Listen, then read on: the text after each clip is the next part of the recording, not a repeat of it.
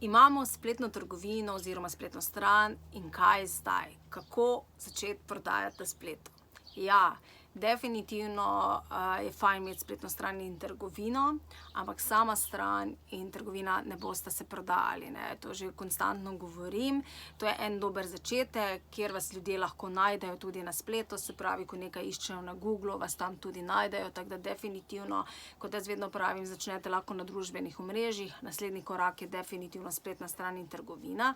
ampak je treba potem tudi vključiti ostale marketinške aktivnosti. To pa vključuje definitivno družbena omrežja, se pravi tam, kjer se nahajajo vaše idealne stranke, potem email marketing, ki je odličen kanal,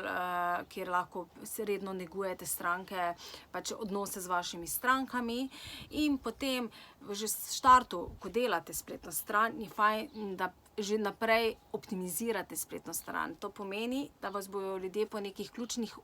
besedah našli tudi na iskalnikih, zato je fajn, da vedno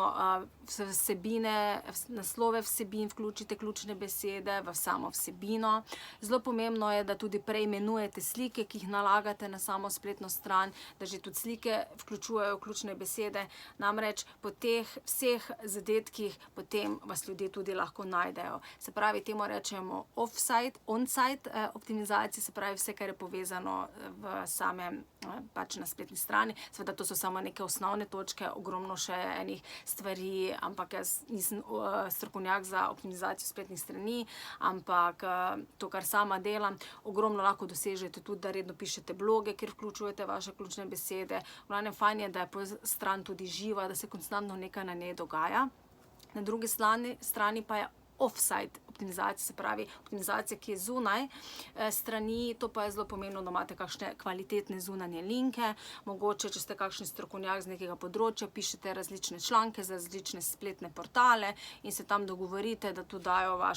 pač link do vaše spletne strani, in tako tudi en način, kako lahko zunanje linke pridobivate. Se pravi, SEO optimizacija je zelo pomembna pri sami uspešnosti spletne trgovine, seveda pa na koncu danes zaradi gužve, brez spletnega oglaševanja boste težko dosegli neke zavidljive rezultate. Se pravi, da vlagate tudi v oglaševanje na Facebooku in Instagramu, mogoče tudi na LinkedInu, ali pa tudi seveda zelo pomembni Google Ads, se pravi, da vas tudi ljudje najdejo na Googlu. Se pravi, to nekako, da zdaj povzamem, da boste res imeli uspešno trgovino oziroma spletno stran, je pomembno, da ste prisotni na družbenih omrežjih, se pravi na tistih omrežjih, kjer so vaše idealne stranke, potem, da investirate v email marketing, da spletno oglašujete na Facebooku, Instagramu in tudi mogoče na Google Ads, potem definitivno SEO optimizacija, in to so v bistvu kanali, na podlagi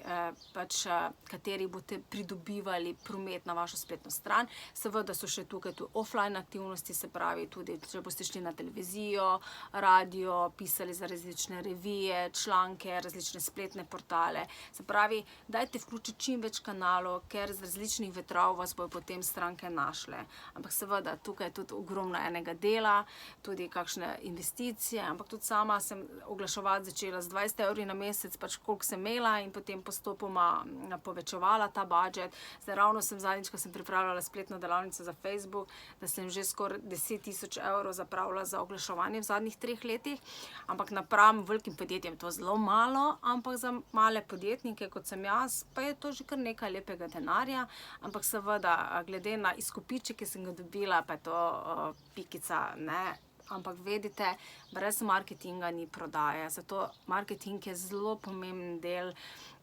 vašega poslovnega modela in brez tega boste težko uspešni na trgu, sploh zdaj v teh časih, ko je poplava vsega. Zdaj vse del poslovanja morate preseliti na sam splet in glejte, marketing, to vedno, ko kreirate produkte, morate tudi vključiti budget za marketing, ker brez tega boste težko dosegli zavidljive rezultate.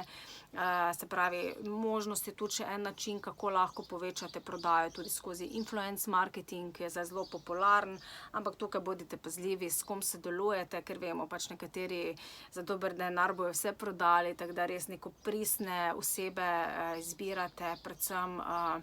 tudi ni rečeno, da imajo veliko sledilcev, ampak pogledajte, kakšen je engagement, se pravi, koliko se komentira, kdo so res dejansko stranke, ki določenega influencerja spremljajo, tako da zna biti tudi zelo uspešno, imamo zelo dobre izkušnje z influencerji, tako da tudi to je eden način, kako lahko pospešite prodajo. Je pa res nekateri za zamenjavo za kakšne izdelke, nekateri pa, ki so res pač dobri, pa tudi je kar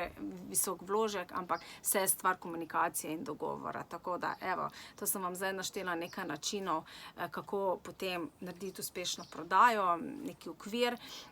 Zato je fajn, da posamezna področja spoznate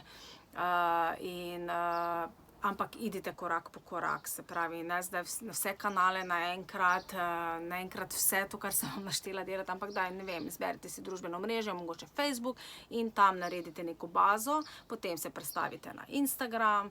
potem mogoče naprej na LinkedIn, hkrati pač delajte na e-mail bazi, seveda v štartu, ko pa gradite neko spletno trgovino in spletno stran, pa da že optimizirate v času gradnje in potem še seveda z kakšnimi dobrimi blog zapisi optimizirate zadevo in tudi sodelujete z različnimi spletnimi portali, revijami, kjer vam lahko pomagajo pri gradnji vaše prepoznavnosti in posledično se bo tudi povečala prodaja.